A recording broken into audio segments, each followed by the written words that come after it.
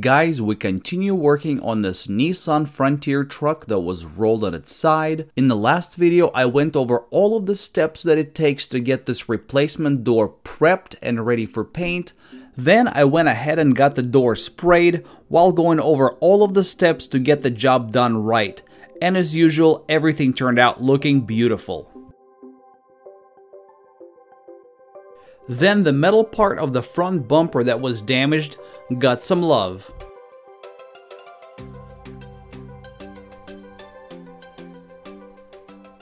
And then all of the areas that got metal worked in a previous video received a coat of body filler.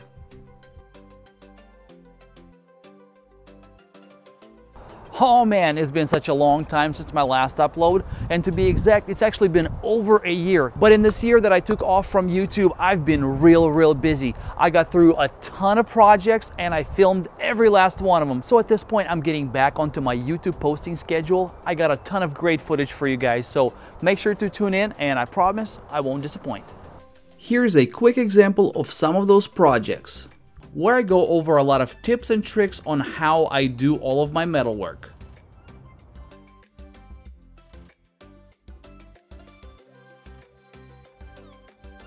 And I even got you another Rolls-Royce Ghost rebuild video, and as you probably guessed it, I will be rebuilding it right here in my driveway.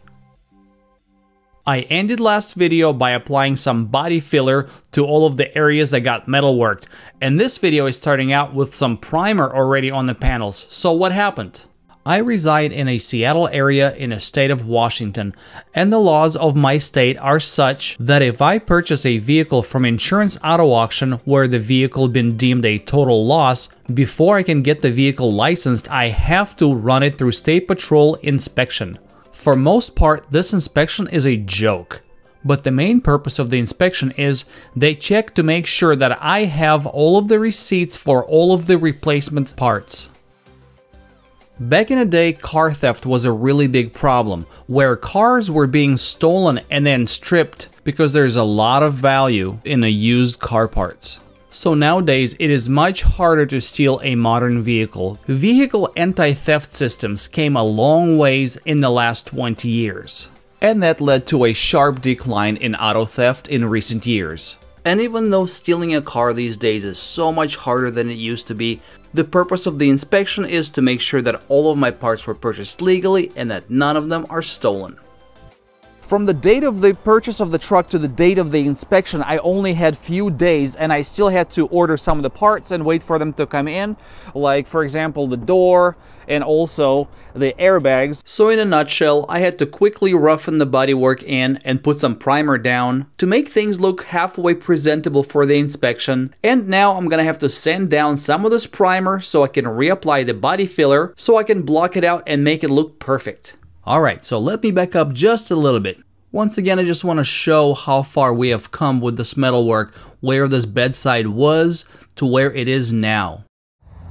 So we're basically done with this whole area back here. So let's take a look at the good side. Our gap is nice and even all the way down. And then if we look at our side that got fixed, we got a good gap, nice and even all the way down. The gap around the taillight is also nice and tight all the way around. Everything turned out great, and at this point we are ready for some Bondo. Also, since the entire side of the truck is being painted, it's not a bad idea to take a look down the side and see if you can find any smaller door dings, so this way you can take care of them all at the same time. The replacement door has some imperfections and they're also getting addressed. Generally, the use of some sort of a power sander will tremendously speed up your workflow. I've been using this door glass to mix my body filler on for the past few years, and you know what? I really like it. It is nice and heavy, so this way it doesn't slide around while you're mixing the Bondo, and a cleanup is real simple. All I gotta do is just scrape off any of the excess body filler with a razor blade, and this piece of glass is ready to go for another mix. I don't use much finesse when applying the first coat of body filler because the very first coat is pretty crude and is gonna get knocked down with an orbital sender that won't leave you with a nice finish anyways. You don't want to apply too little of the filler, but at the same time you don't want to put too much on, because then you'll be wasting your body filler, and it's also going to take you a while to sand it all down. So in the end, I would say it would be better to apply too little rather than too much.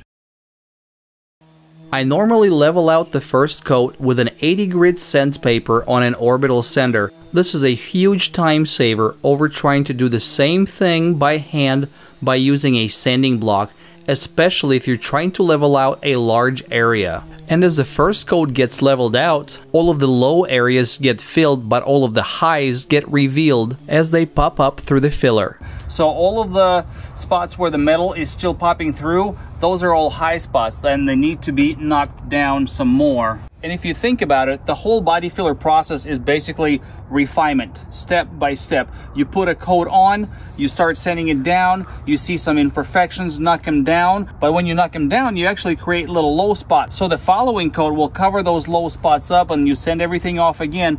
And you gotta do it enough times to where everything flows nice and even. You don't have any more valleys or high spots popping through. And if you're real good, you can get this done in about 2 coats. But it usually takes me 3, sometimes even 4. So if it takes you more coats, don't worry about it. It's all part of the process. Just do what needs to be done and you'll get there. While knocking the high spots down, you actually do want to use some finesse. Don't try to do it with 1 or 2 blows of a hammer, because you're most likely going to overdo it and create a much deeper low spot than you think you will. Instead, use a lot of lighter blows and slowly massage that high spot down until you bring it down just to about a level surface or just a bit below. And remember, you can always increase the power of your blows, but if you start heavy, then you will for sure end up with a deeper dent and you'll just create more work for yourself in the end. One tip that I want to show you guys. So whenever you have a body corner, if you're going to try to block it out like this, or if you're going to try to use a DA on it, you will never have a perfectly round corner. There's always going to be some imperfections. Now, here's a tip. If you want to make this as round as possible and just looking perfect, you take a piece of sandpaper, put it against the corner, and then you start working it like this.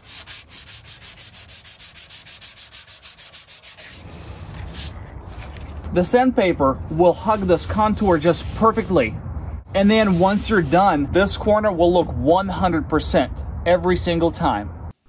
As you're sanding, always make sure to check your progress with the palm of your hand. It will really tell you a lot about what's going on the surface of the panel. This is something that will take time to perfect, but as time goes on, you'll only get better and better at this. Here is another tip. Whenever I sand, I don't like wearing a dust mask. And even if you are wearing a mask, you're still gonna have this dust flying around and it's gonna get into your eyes and all over your clothes. So the best solution that I found so far is to run a fan next to your working area. Take a note of the direction that the dust is moving to. As you see, it gets trapped in a stream of air and it moves away out of my working area, so this way I don't smell any of the dust, I don't breathe any of it, and none of it gets into my eyes or my clothes. The first rough coat of body filler went directly over the area that was mostly affected by all of the damage. But as you can see here, the second coat went on a bit farther out than the first one did. And that's okay, because most of this body filler will get knocked down.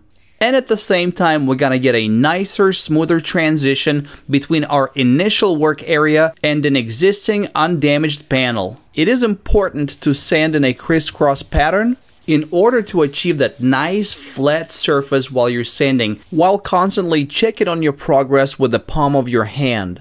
Place your hand over the work area and start moving it side to side, back and forth, in all different directions. After some practice, you will really be able to tell where all of the highs and lows are, so you can proceed with your sanding block accordingly. Man, that feels really good. In order to keep body line nice and even, I'm going to use this body line tracing tool that I built some time ago to trace out the line. Next, I'm going to lay down the edge of the masking tape right against the border of that line. The purpose of the masking tape is to preserve the body line that I just drew. Now I can finalize all of my sanding on this side of the tape.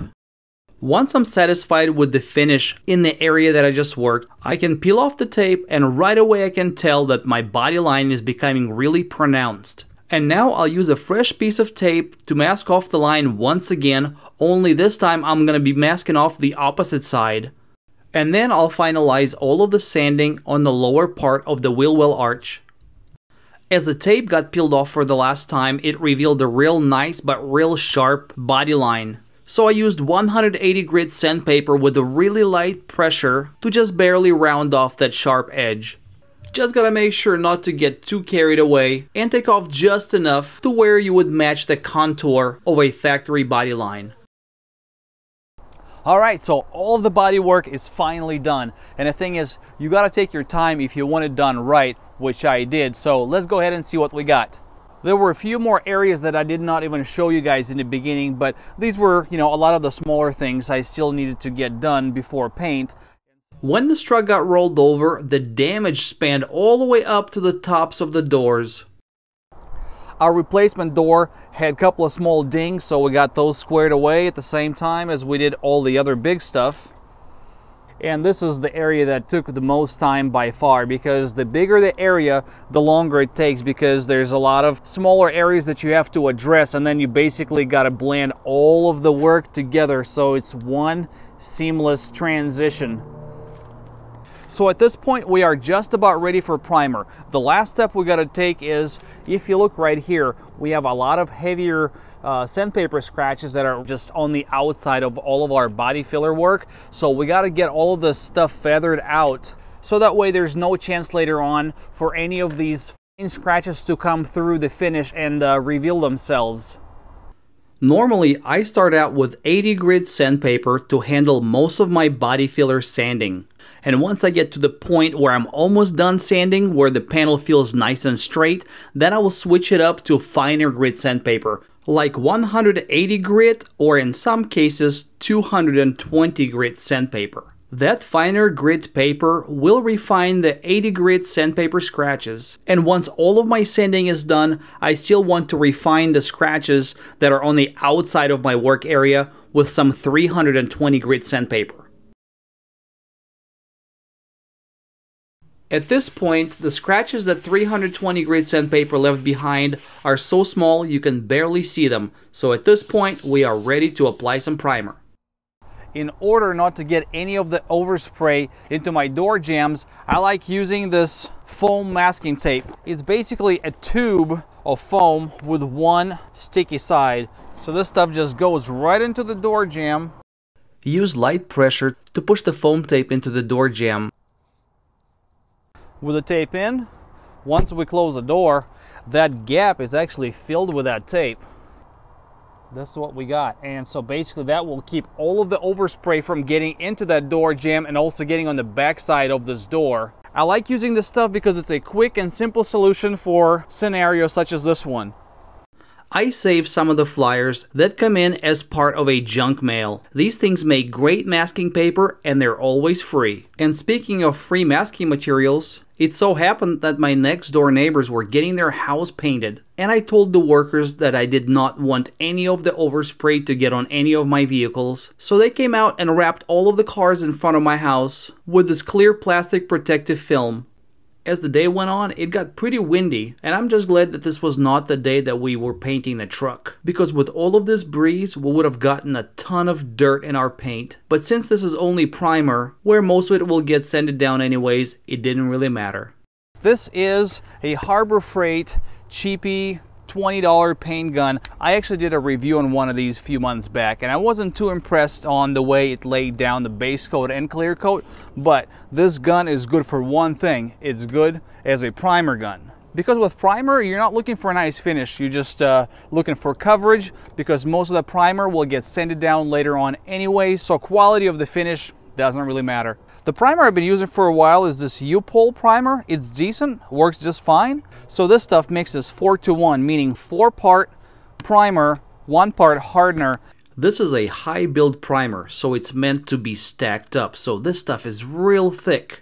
and chances are if you don't have a large orifice on your paint gun, your gun will struggle to spray this stuff. If that is the case, you can always reduce your primer with just a splash of some urethane reducer.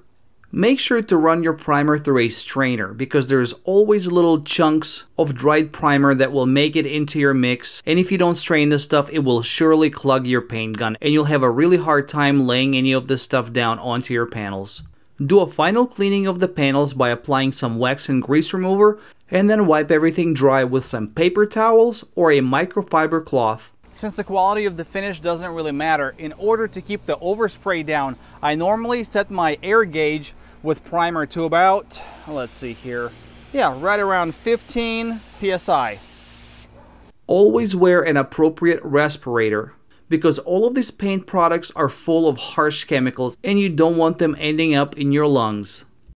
Since I have my air pressure turned way down, I also had to turn my fan way down as well. As you can see, at about 6 inches away from the surface, the height of my fan is only about 3 inches tall, which isn't much at all, and that's fine because I'm not in a hurry. I just take my time, this way I don't feel rushed.